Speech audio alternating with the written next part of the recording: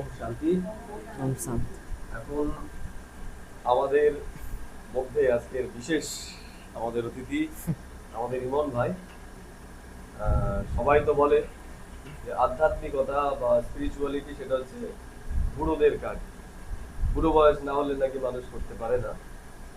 সে কি করে করতে পারলো বা এই পথে আসার পর আধ্যাত্মিকতাকে তার জীবনে ধারণ করার পর জীবনে কি পরিবর্তন এসেছে ইংলিশে বললে ভালো। ওম শান্তি। সেগুলোই শোনা। আমার আধ্যাত্মিক নাম বিকে ইমন ভাই। আমার জোরে বলবো, আমার আধ্যাত্মিক নাম বিকে ইমন ভাই। আমি এসেছি মেদিনীপুরের ময়না থানা থেকে। এবার আমি জ্ঞান পেয়েছি 1 বছর আগে, তখন অতটা নিইনি, গুরুত্বপূর্ণ ভাবিনি এটাকে। এবার মেসোর কাছ থেকে প্রথম জ্ঞানটা পেয়েছি। মেসো ফোন করলে পরে আমাকে বলতো এসব বিষয়ে, অতটা নিতাম না। কিছুদিন আগে মেসোর বাড়িতে 29শে ডিসেম্বর এর আগের বছরে এই দাদার জন্মদিনে গেলাম। যাওয়ার পর ওখানে কি হলো, ওপরে যে ক্লাসরুম রয়েছে না, ওখানে কিছু ছবি রয়েছে, বাবার ছবি রয়েছে, মাম্মার ছবি রয়েছে, পরম ধামের ছবি রয়েছে। ওইগুলো আমি আগে কোনোদিন গেলে পরে ওপরে কোনোদিন উঠিওনি, আর আমার ইচ্ছাও ছিল না, দেখারও ইচ্ছাও ছিল না। মানে একটা ভয় থাকতো যে উপরে কি হতো ঠিক জানতামও না। একদিন সাহস করে উঠে গেছি। তারপর ফোন নিয়ে উঠে গিয়েছি। আর এখন তো এআই এর যুগ চলে এসছে। এআইকে বললাম যে এইগুলো কি। এআই তারপর বিস্তৃতভাবে বলল এটা ব্রহ্মকুমারীর বিষয়ের ছবি রয়েছে, এতে এই ইত্যাদি এরকম হয়। এআই যেভাবে বলার পর কি হলো, আমি তখন মেসোকে জিজ্ঞাসা করলাম যে এটা বিস্তৃতভাবে আমাকে বলো, এটা কি বিষয় রয়েছে, এখানে কি হয়। মেসো আমাকে বললো। মেসো বলার পর ওখান থেকে আমি যখন 1 তারিখ বাড়ি এলাম, তারপরে অতটা আমি মাথায় নিইনি। ওর 1 মাস পুরো একদমই মায়া আমাকে গ্রাস করে নিয়েছে, আমি একদমই নিইনি। আবার কিছুদিন হলো মেসো আমাকে হঠাৎ ফোন করেছে, ফোন করে বলল ওম শান্তি বলেছে। আমিও ঘুরে বললাম। তারপর হঠাৎ কি মনে হলো, মেসো বলল যে ভাই এরকম, নদিয়ার ভাই এরকম এই তারিখে মেদিনীপুরে আসছে। তারপর আমাকে বলল তোর কি এই দিন ফাঁক রয়েছে। আমি বললাম না, ওই দিন তো ওই বিকেলের টাইমে আমার টিউশন রয়েছে, ওই দিন তো হবে না। আর যেহেতু ভাই 3 দিন রয়েছে, ওর 1 দিন হয়ে যাবে। তারপর হঠাৎ দেখলাম যেদিন ভাই ঠিক এখানে মেদিনীপুরে এলো, ওদিন দেখলাম আমার টিউশন আর হলো না, বন্ধ হয়ে গেল আপনা আপনি। মানে স্যার কোনো কারণে পড়া শুরু করলোই না, বন্ধ হয়ে গেল। তারপর এখানে এলাম। তারপর ভাই তো বিস্তৃতভাবে একদমই বুঝিয়ে বুঝিয়ে মাথায় দিয়েছে, পুরো মাথায় ঢুকে গেছে। কারণ আমি আগে যেটা ইউটিউব থেকে ক্লাস করেছি, আমি তো কোনো সেন্টারে গিয়ে ক্লাস করিনি। যেটা ইউটিউব থেকে করেছি ওটা এক কান দিয়ে ঢুকতো, আরেক কান দিয়ে বেরিয়ে যেত। মানে ওটা পুরোটা মানে বুঝতাম না, আর কোনোদিন ডিপে নিয়েও নি যে এরা কি বলতে চাইছে। ওর প্রথম দিনে শুধু ক্লাসটা আমি একটু মানে ভালো বুঝেছিলাম, আর বাকিগুলো তো একদম কিছুই বুঝতে পারিনি। তখন ভাই এলো, ভাই একদমই ভেঙে ভেঙে বাস্তবিক উদাহরণ দিয়ে বুঝিয়ে বুঝিয়ে আমার পুরো মাথায় ঢুকিয়ে দিয়েছে। তারপর ওখান থেকে 3 দিনের কোর্স হলো। ওখান থেকে আবার বাড়ি চলে এলাম। বাড়ি চলে আসার পর আবার আমাকে মায়া গ্রাস করে নিয়েছে, মানে ওইগুলো থেকে আবার বঞ্চিত হলাম, আর ইচ্ছে নেই ওইগুলোতে। আবার ভাই দেখি হঠাৎ একদিন ফোন করলো, খোঁজ নিচ্ছে যে কী করছো। প্রথম ওখানে নাম্বার নিয়েছে আমার, ফোন লাগায়নি, ধরে নাও 1 সপ্তাহ পর আমাকে লাগিয়েছে, ফোন করেছে ওখানে। বলছি কী করছো, জিজ্ঞেস করলো। তারপর থেকে হঠাৎ একটা কি হয়ে গেল, এগুলোর প্রতি এক অন্যরকম টান কাজ করছে। মানে এগুলো ছাড়া আর যেন কোনো কিছু ভালো লাগছে না। এদেরকে দেখে নেওয়ার পরে আমার তো ভালোই লাগে না, এমন সে সময় হয়ে গিয়েছিল। তারপর আমার এই 4 মাস যে জ্ঞানে রয়েছি, এর ধরে নাও 2 মাস পুরো পাক্কা জ্ঞানে রয়েছি, পুরো একদম টানা জ্ঞানে রয়েছি। 2 মাসে আমার অনেক অনুভূতি এসেছে, অনেক। রিসেন্ট আমার ধরে নাও 8 থেকে 9 দিন আগে একটা অনুভূতি এসেছে। ওটা তোমার 21শে জুন আন্তর্জাতিক যোগা দিবসে। কি হলো, আমি আর আমার মেসো, এই ভাইয়েরই এক, মানে ভাই যে স্কুলে পড়তো ওই স্কুলে আন্তর্জাতিক যোগা দিবসে ওখানে স্যার যেরকম যোগা করাচ্ছিল, আমরা ওখানে গিয়ে একটু প্রচার করলাম, কোনো ঈশ্বরিক বিষয় না, যে আমরা তো বাহ্যিক বা শারীরিক ব্যায়াম তো করি, আমাদের তো মানসিক ব্যায়াম করা উচিত। কারণ মানসিক ব্যায়াম না করলে পরে আমাদের ইচ্ছা না মনে থাকলে আমরা যতই ব্যায়াম করি আমাদের শরীর কোনোদিনই সুস্থ হবে না। ওখানে গিয়ে বললাম, বলার পর কি হয়েছে, ওখানে আমি আমার ফোন নিয়ে গেছি। ফোন এবার কি হয়েছে, ব্যাগের তো 4টে চেন হয়, সামনের চেনে রয়ে গেছে।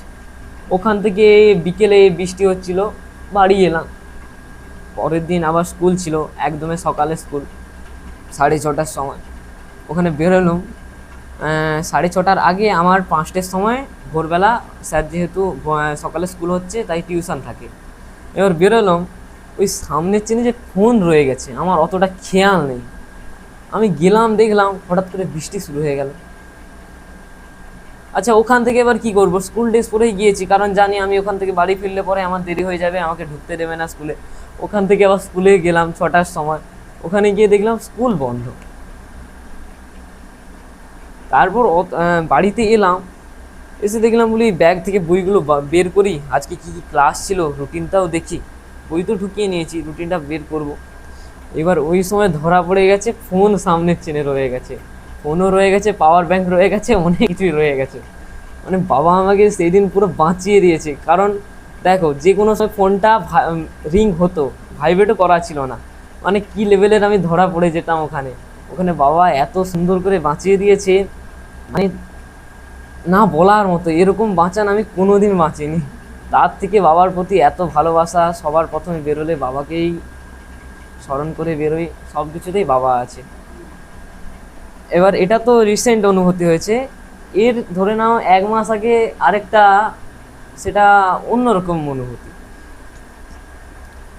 এবার এই মাসি বাড়ি যাচ্ছি, এবার আমার বাড়ি থেকে মাসি বাড়ি 7 কিলোমিটার, ওটা সাইকেলেই জার্নি করি। এবার 2 কিলোমিটার চালিয়ে কি হলো, আর যেন সাইকেল চালাতে ইচ্ছে করছে না, মানে ওখানে মাথা ঘুরে পুরো পড়ে যাবে, বাবাকে ইয়াদ করে যাচ্ছি। আবার ওখানে কি হলো, এক জায়গায় পুরো একদমে মানে টার্ন নিতে গিয়ে পুরো পড়ে পড়ে যাব এমন হয়েছে, মানে মাথা এত ঘুরোচ্ছে যে আমি থেমে যাব না যাব কি, মানে কি করব নিজেই বুঝতে পারছি না। তারপর বাবাকে বলছি, বাবা তোমার কি আমি তাহলে আর ক্লাস করতে পারবো না, দ্বিতীয়বার ভাই মেদিনীপুরে আসছে এত কষ্ট করে জ্ঞান শোনাবে বলে, আমি কি আর ক্লাস করতে পারবো না? তারপর কিছুক্ষণ পরে দেখলাম মানে সে এনার্জি যেন আবার চলে আসছে। তারপর ওই ধরে নাও 5 কিলোমিটার আমি 15 মিনিটে চলে এসেছি সাইকেলে, যেটা আমার সময় লাগতো 25 মিনিট সময় লাগতো, ওটা 15 মিনিটে।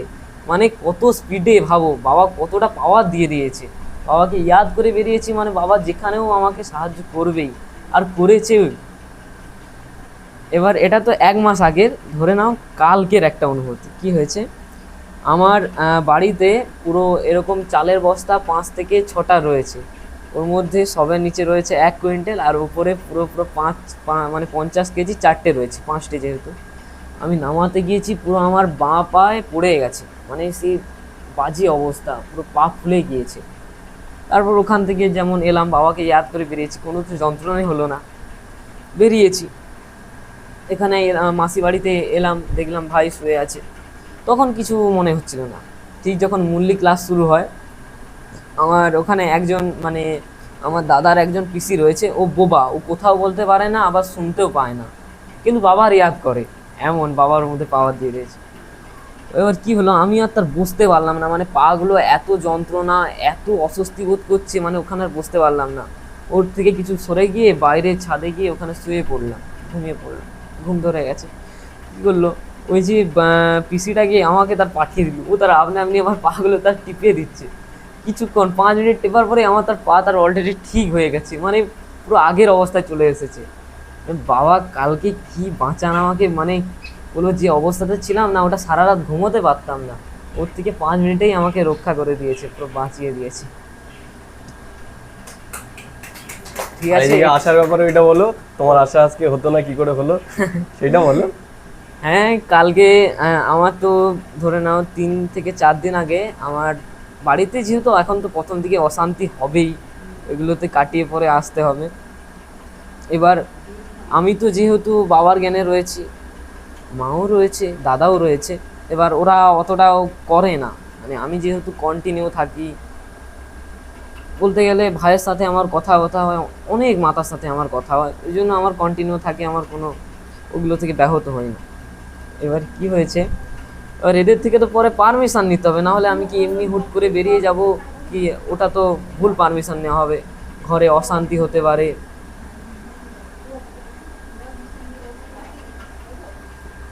এবার আমি হুট করে বেরিয়ে যাব, ঘরে তো অশান্তি হতেই পারে যে এত দূর যাচ্ছে, একে ছাড়া যাবে না, এ কী করতে যাচ্ছে, এগুলো ছাড়া যাবে না। আমি মার সাথে কথা বললাম যে এরকম তোমার ডানকুনি থেকে ইনভাইট করেছে, আমি কি যাব? ওরা বললো না। এখন কতটা বাবার জ্ঞানে এসেছিস যে এখন থেকে অত দূরে দূরে যাবি? তারপর বলছে ব্যাজ নেই, জামা নেই, কি করবি এত তাড়াতাড়ি? কি আমি আর কিছু বলিনি, আমি বললাম আজকে ভোরে ধরে নাও 4:30টার দিকে আমি ওখান থেকে মাসির বাড়ি থেকে বাড়ি চলে যাবো, আমার টিউশন রয়েছে 5:30টায়। এবার কালকে আমি কি করেছি, আমার খুব মানে কষ্ট হচ্ছিল কি যে এরা দুজন আসবে, আমার মনে একটু কষ্ট হচ্ছিল যে এদেরকে দেখবো, ওই জন্য এখানে আসার জন্য মানে খুব মন ছটফট করছিল। ওই জন্য কালকেই আমি মুরলি চলাকালীন উঠে যে গিয়েছিলাম, ওখানে শুয়ে শুয়েই সংকল্প করেছি যে আমাকে ওখানে ঠিক বাবা নিয়ে যাবে, আর বাড়িতে কোনো ঝামেলা হবে না, আর খুব মানে সুস্থভাবেই আমি চলে যাবো, বা সুস্থভাবে চলেই আসবো, কোনো ঝামেলাই হবে না। ওটা করেছি। সকাল সকাল ধরে নাও 5:30টার দিকে আমাকে মা ফোন করেছে, কি জানি ফোন করেছে যে তুই বাড়ি আয় বলছে। তারপর আমি তো মাসিকে বললাম যে আমার এরকম ইচ্ছে আছে ডানকুনি যাওয়ার। তারপর 2-3 বার বলতেই মা তার রাজি হয়ে গেল। মানে বাবাকে যে কালকে সংকল্প করেছি এত তাড়াতাড়ি যে তার ফলাফল পাবো এটা ভাবিনি কোনোদিন। কালকে সংকল্প রাত্রে করেছি, আজকে তার ফল পেয়ে গিয়েছি। তো এইটুকুই ছিল আমার জীবনের অনুভূতি। ওম শান্তি। বলবে বলবেন।